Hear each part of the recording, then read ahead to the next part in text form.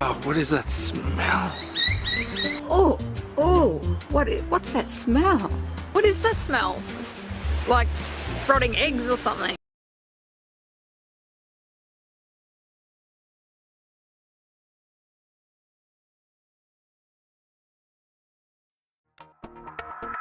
Christchurch is surrounded by great natural beauty. Within the sights of the city, there are spectacular coastlines, mountains, rivers, lakes and estuaries, all making it a diverse and special place to live. Christchurch City, now home to over 375,000 people, was founded on swampy, low-lying land.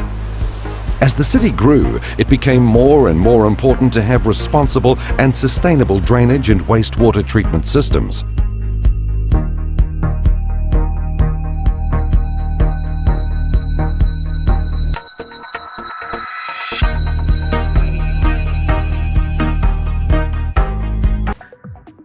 After extensive consultation, the decision was made to construct a 3-kilometre-long ocean outfall to discharge directly out to sea. This would make it one of the longest and largest ocean outfalls ever built in Australasia. It would also be the most expensive project ever undertaken by the Christchurch City Council. The new pipeline would be 4.8 kilometres in overall length, 1.8 metres in diameter, and capable of transporting 6 cubic metres of water a second, enough to fill an Olympic swimming pool in only 7 minutes. To encourage the use of best construction technologies available, 2 radically different construction options were proposed for building the onshore section of this pipeline. The first involved the traditional dig and lay construction, where the pipeline would be laid in deep trenches. This is a proven and cost-effective method, but digging and maintaining trenches of that size would cause major disruption to the local residents and have a significant environmental impact. The second option was micro-tunnelling, where a specialised tunnel boring machine is used to construct the pipeline deep underground without disturbing anything on the surface. This technology is new in New Zealand for pipelines of this size. This method has far less impact on the environment.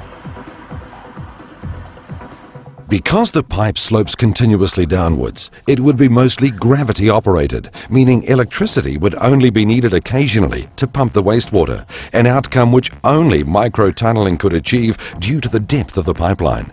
So the gravity-fed tunnelled pipeline would have significant long-term cost benefits. In 2006, New Zealand construction company McConnell Dowell Constructors submitted a competitive proposal using the micro-tunnelling method and were awarded the Ocean Outfall contract. URS provided complete engineering designs. A project of this size and complexity would require McConnell Dowell to import expertise, materials and equipment from the UK, Germany, Thailand and Australia, and also advise and support the local subcontractors and workforce that would carry out the construction works. The Ocean Outfall would be a 2.3 kilometre concrete pipeline from a newly built pumping station on the edge of the oxidation ponds, under the estuary, to a bend under South New Brighton Park, then along Jellicoe Street and under the dunes, beach and surf zone, to a point about 500 metres out to sea. From there, a marine pipeline would be laid in a trench excavated in the seabed, travelling a further 2.5 kilometres out to sea. Downer EDI Construction Works Infrastructure was awarded the contract to build the new pump station, and construction commenced on the Ocean Outfall pipeline on November 15, 2006. The first stage of the pipeline project was to prepare the site in South New Brighton Park and construct the primary jacking shaft, a large hole 12 metres deep and 14 metres in diameter, where the tunnelling machine would begin work. The 55-ton tunnelling machine was manufactured by Heron Connect in Germany, especially for this project, and was officially named Dora the Borer by local schoolboy Roy Toner. To fit in with the surroundings, she was painted in Canterbury red and black stripes. Dora was craned into the shaft. She was then fitted into the specially constructed exit eye in the wall of the shaft and began her first journey, or drive, back under the estuary to another deep shaft near the pumping station. Dora was expected to travel on average 15 metres every day. As she travelled, 3-metre-long pipes would be lowered into the shaft and pushed in to extend the pipeline behind her. Other material that Dora excavated to form the tunnel is mixed into a bentonite slurry, which is then pumped back along the tunnel to a separation plant in the park. Once separated, this material is transported off-site and reused. 2 days after tunnelling began, Dora encountered an unexpected obstacle: buried wood. There's always challenges in tunnelling. It's very rare that you'll get a tunnel job that's the geology is always the same as you want it. Wood is one of the worst materials a TBM like that can encounter. TBM cutting head's designed to cut through and excavate sand and stone. It's not really designed to cut through wood. It tends to chew it instead. This produces sort of slivers of timber that block the slurry lines. It's always a problem to deal with. The tunnellers will try different means of doing that. To clear a blockage to the slurry lines, they'll back flush them. They can reverse the cutting face and try and clear it that way. There's always a very high risk that if it's a significant piece of timber that is stopping the machine, you might have to get to the point where you need to dig the machine out and the wood with it and start again. But the wood was flushed out. Dora kept moving, and on August 31st, 2007, she emerged at the pump station site right on schedule. The crew was surprised to see she still had her colours.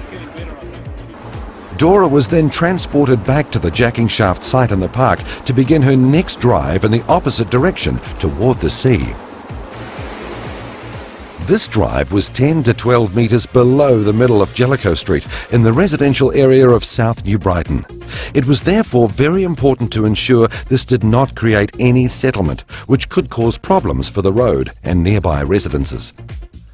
For this reason, Dora had been fitted with an automated earth pressure balance system that supports the ground around the cutting head at all times. Dora began her second drive on the 15th of October. Everything went to plan, and 1 month later Dora emerged at the sand dunes. There was no sign that a 600-metre-long pipeline had just been laid under a residential street.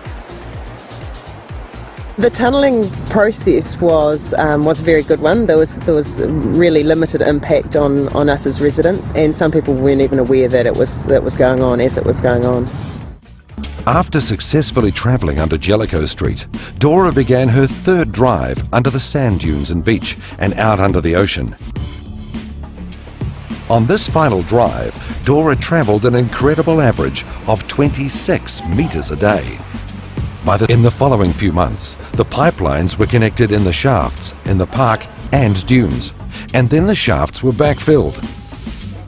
The sites were then cleared and restored to their original condition. Jellicoe Street also received a facelift, including buried power lines, intersection improvement and new street landscaping. The valves maximise the dispersion and ensure that the treated wastewater is released into the sea environment unnoticeably. By the time the last work was finished on the marine pipeline, restoration was nearly finished at the construction sites on land, leaving very little evidence that a major project had happened at all. The ocean outfall passed its most important test when trials confirmed that it was safely discharging the treated wastewater and meeting the dispersion requirements. Project ever undertaken by the council had been successfully completed. Mayor Bob Parker pressed the start button on the newly completed pumping station at a grand opening in March 2010. And now that wastewater isn't being discharged into the estuary, scientists say that within 5 years we'll see a major difference. And I think it has tourism potential. And a number of people around the area have recognised that there is tourism potential in the estuary. the Christchurch Ocean Outfall Pipeline is a huge success for Christchurch residents. It's an innovative project, and most of the work was completed by local contractors and workers with minimal environmental impact.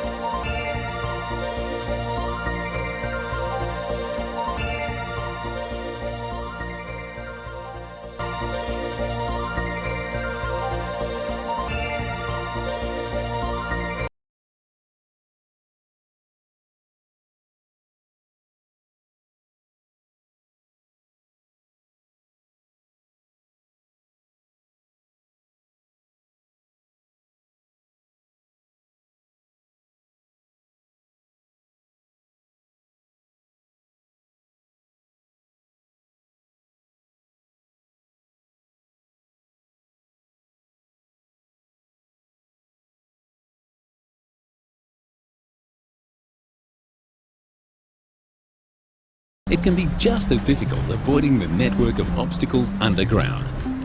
That's why Humes is proud to introduce its latest tunnel and shaft solution. Our new range of precast segmental shafts are suitable for jacking access, tunnelling and ventilation shafts, overflow storage structures and sewage pump stations. The unique design of the Humes segmental shaft offers improved environmental benefits, installation efficiencies and greater safety for the construction of temporary and permanent underground chambers.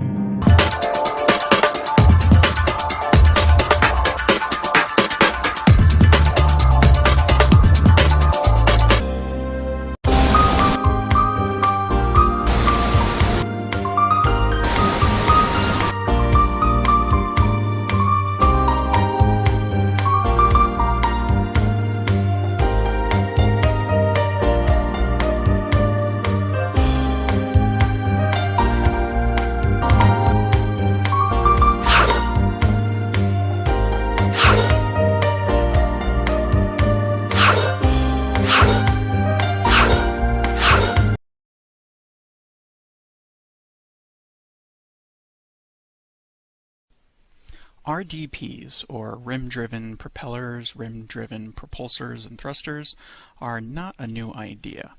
However, in the last 5 years, several companies have started production of RDPs due to growing interest in the marine industry. These systems use electromagnetic stators to spin a rotor with propeller blades attached to it. This means that with a source of electricity, there's only one moving part, and that's the rotor propellers. Both Voith and Brunvoll are targeting the larger craft markets. They do support and build smaller models when there's market demand. The Torque Jet is primarily designed for smaller craft and have been designing larger and larger models as their demand increases. The benefits of RDPs are numerous. They have reduced propeller blade thickness, uniform and undisturbed inflow, which increases the blade's efficiency, far less turbulence and cavitation due to the propeller tips in the center. Little or no lubrication is necessary and far less maintenance. They have a reduced risk of entanglement, are easy to repair without putting the boat into dry dock. Most have a 360-degree rotation, and they can safely and quickly go from a full speed ahead to a full reverse, usually in 2 to 3 seconds. The cons are lower speed. The current designs don't produce speeds like that of a standard prop, so you'll not be seeing people water skiing by boats propelled by RDPs in the short-term future, showing how it's virtually impossible to tangle the drive.